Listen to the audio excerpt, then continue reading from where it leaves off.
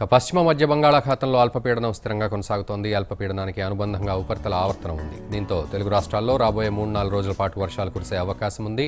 ఇక కోస్తాంధ్రలో చాలా చోట్ల మోస్తరు వర్షాలు, ప్రకాశం, గుంటూరు, నెల్లూరు జిల్లాల్లో పలుచోట్ల భారీ వర్షాలు, రాయలసీమలో తేలికపాటి, ఇక తెలంగాణపై కూడా అల్పపీడన ప్రభావం చూపుతోంది.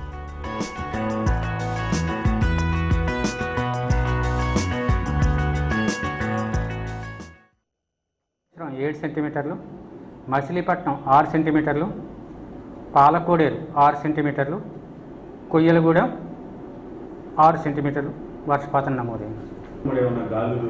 గాలులు ప్రస్తుతం అయితే నార్మల్గా ఉన్నాయండి. పెరిగే అవకాశం ఉండవచ్చు, గాలులు పెరిగే అవకాశం ప్రస్తుతానికైతే నార్మల్గానే ఉన్నాయి.